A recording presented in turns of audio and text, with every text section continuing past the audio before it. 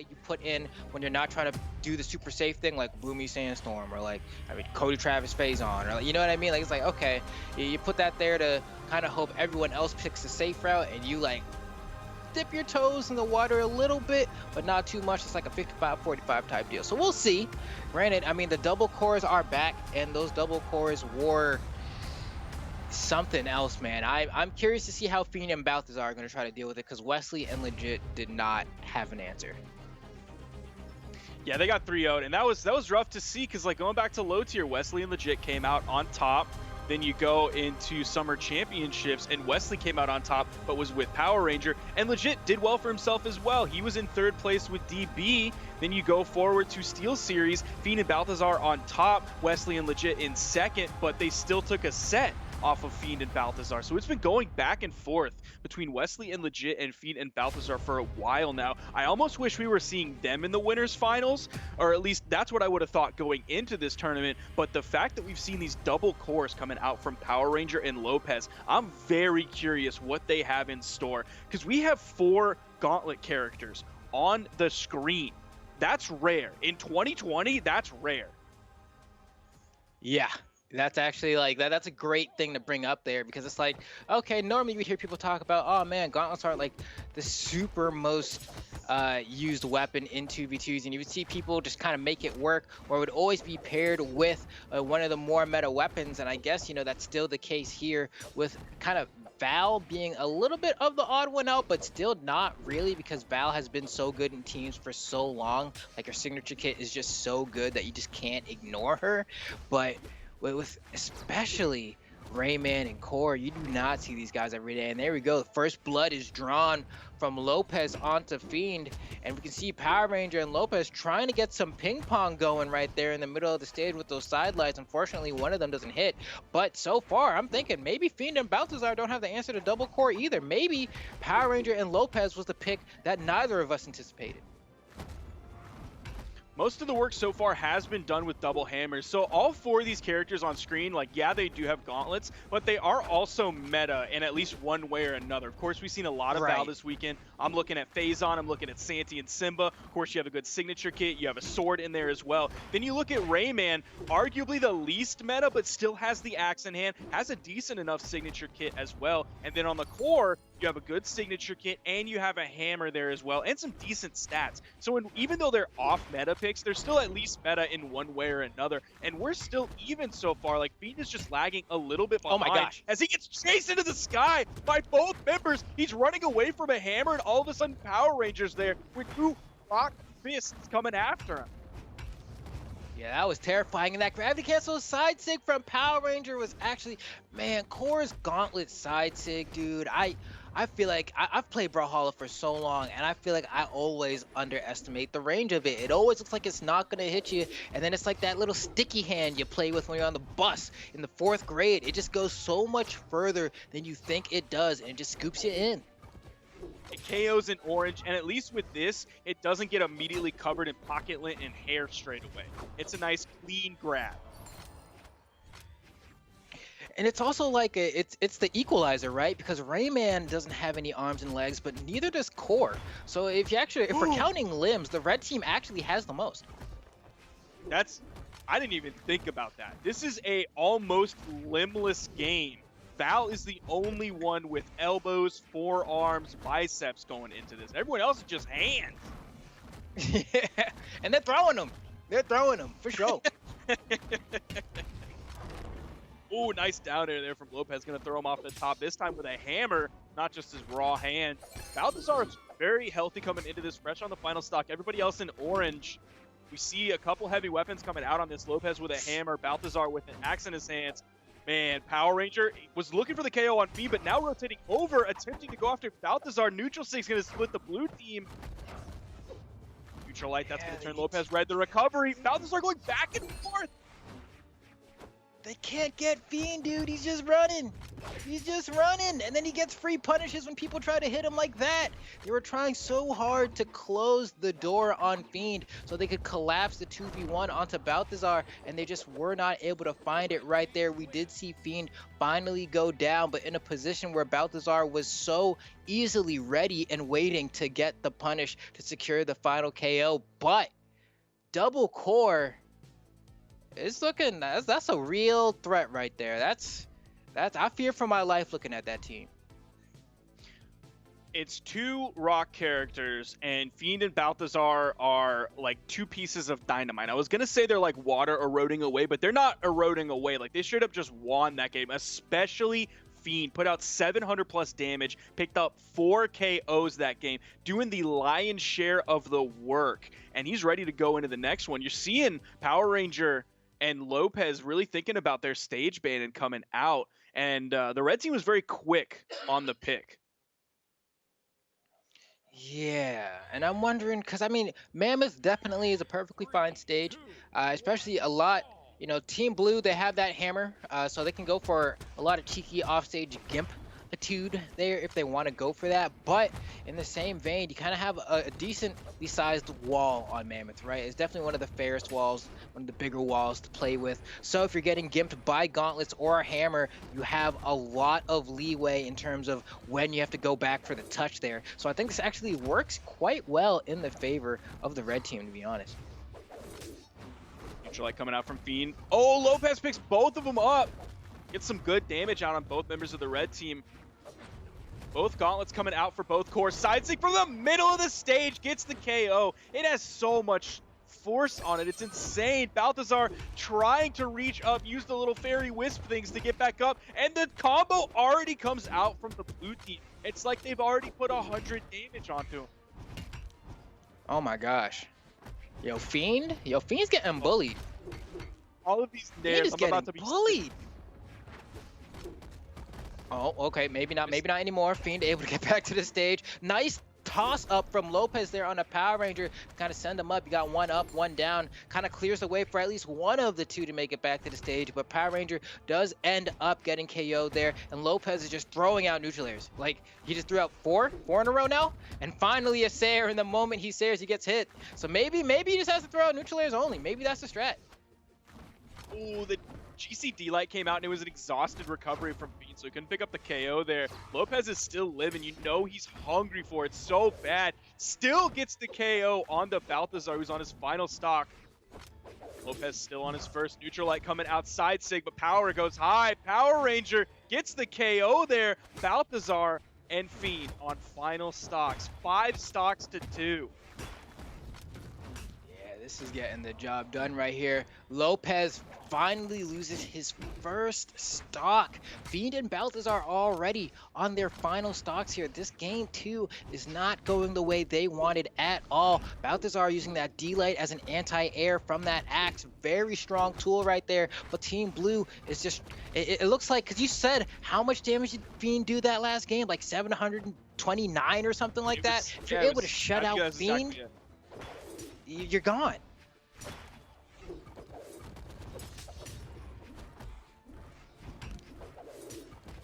New team getting further and further into the lead. Fiend is very dangerously close to getting knocked out of this game. There's one hammer on the field for Blue. Another set of gauntlets. Balthazar's recovery not enough to take out Power Ranger. Nice follow-up there. Unfortunately, Fiend doesn't pick up the neutral signature. That could have led to the KO. Recovery barely sending Lopes off screen. He still has some room to go before he's on his final stock. Neutral sig gets the double KO. Nice way to start it off, but he also put a little bit of damage on the Balthazar there. They really can't afford that at this point. Ooh, that punish. Even with the bounce off the stage, sent Fiend flying. Okay. And yeah, they're at that point now where, oh my god, I think the Stomp Sayer sent him into the Ensig and just dropped the rock on him. A boulder to his cranium there. Power Ranger and Lopes kind of, for whatever, that game didn't feel close at all.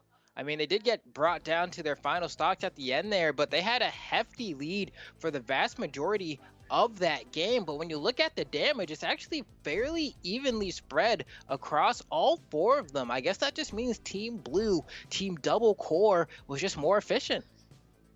They were also surviving a lot longer as well. Like you were seeing how long Lopes was living on his first stock throughout that entire game. So even if like the damage numbers that they're doing are about the same, it was taking more of that damage dedicated to each stock before it actually made a difference and got the KO.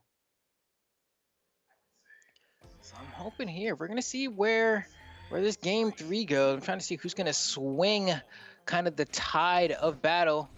Going on Miami Dome though, we haven't seen this stage yet in this set, and maybe that's the change they need. Granted, the walls are a little shorter. There's a lot less stage to play with as well, and I feel like this is, I don't know. I felt like I'm finding myself caught up in my feelings. I feel like Power Ranger and Lopes are going to win on the stage. That's what my gut is telling me, but I could be so wrong.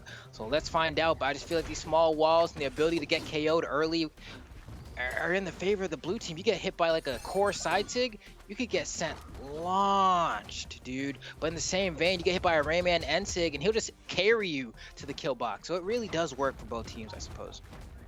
We've already seen Balthazar throw out a side sig on the axe early on. He hasn't been using too many signatures throughout the entire game. But yeah, I'm worried about the side sigs from the core. I'm worried about that double hammer and how much space they can command with that. Oh man, what a follow-up for Power Ranger to get that KO off of Lopes. Now the 2 hammers come out. They're going to start swinging. Neutralite going to put a little bit of team damage out. Stomp Sarah up on the platform. Gets punished by Fiend. Fiend now already cornered. Okay. And there we go. Power Ranger loses his first stock. Lopes is actually decently damaged here. So Power Ranger's going to need to be able to pull just a little bit more legwork. You know, kind of act as a tank for a little bit. Pull that aggro so he can take some damage there and keep Lopes alive a little bit longer. And that's what we're seeing him do. He's chasing Fiend around. You know, hops in for a quick cameo to give Lopes some space away from Balthazar. But Fiend is where they need to focus that energy on, as he's already in the red and he's close to being KO'd here. But the blue team lost a little bit of momentum. And as I say that, Power Ranger scooped out of conversion from Fiend. It found a recovery to secure the KO. So now the blue team is once again in a really good spot to take this.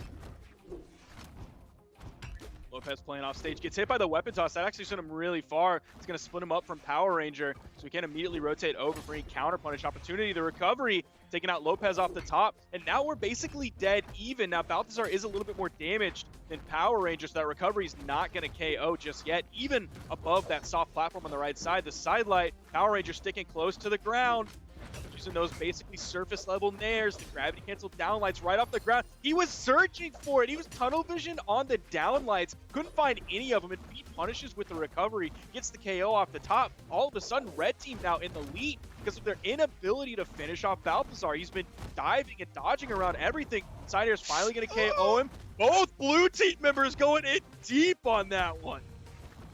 They want Fiend so bad, man. They're chasing this man across the stage. Oh my gosh, Lopes almost got like a very cheeky one on a Balthazar. Balthazar didn't take a whole lot of damage there, but was so close to the top kill box that I was scared that a hammer nair might be enough to do it. But they are chasing Fiend around the stage. It's a battle between can they get Fiend or will Lopes drop first. Power Ranger's far, or not too far behind rather, so could be him falling first as well. And Fiend does end up getting KO'd by his own teammate. That is not it, brother. He had to go for the risky play there. I'm definitely on board with that. It was all about, oh, if you want to talk about some team damage and team KOs not being the play, brother, that's what I would be talking about. But he was stuck in that of like, well, I'm gonna do less force to my teammate, so I'm banking on it not killing them and killing my opponent. I think he had to go for the hard choice there. I'm definitely on board with that because he still was in a good spot. He was in the orange, Power Ranger and Lopes were in red, even the team kill aside from Lopes. So he's still in a decent spot here. Like, he's ahead. Nice. Oh, and I take it back. I'm sorry. I cursed you. Stop side air from Lopes. Oh man, that was getting my heart pumping a little bit, because toward the end there, we saw that Balthazar was throwing out like no attacks, like negative amounts of attacks. He was just creeping forward and applying pressure with his movement, and he was getting Lopes to swing. I think it was Lopes. It was either Lopes or Power Rangers alive at the end there. I don't quite remember right now, but he got him to swing a lot. got him to swing a lot. Lopes was swinging, swinging, swinging, and I was like, man, just swing one more time, and you're gonna find yourself KO'd. But he was able to find that stomp at the end there, to convert into the Sayer, and that was exactly what he needed to win the game. But that was a very, very close Miami Dome game. I honestly thought that the double core team was gonna win more convincingly on that stage, but that turned out to not be the case at all. I think the chaos of Miami Dome really helped them. Like, it kind of filtered pushed everything into the middle, and Fiend and Balthazar were able to dissect the chaos a little bit more. That could be why they're leaving it still on the board. You saw how close it was, and we're going back to the dome. Red team left it open, and blue team chose to go there. So I guess Power Ranger and Lopes are not really worried about that chaos. They maybe think they'll have a better handle on it this time, but man, last game was so close. I would be going to a stage that stretches everything out so we're not all focused towards the middle if I'm the blue team. Yeah, definitely for sure here, especially against this double hammer, man. You got one swinging a Sayer on the left, another swinging a Sayer on the right. You don't really have a lot of space to move and maneuver around. But I mean, so far, I mean, Fiend did swap over to the tried and true Nash. You know, when in doubt, Nash it out. That is Fiend's mantra that he lives by. Whenever he gets put in a corner in tournament, we usually see a swap over to the caveman himself.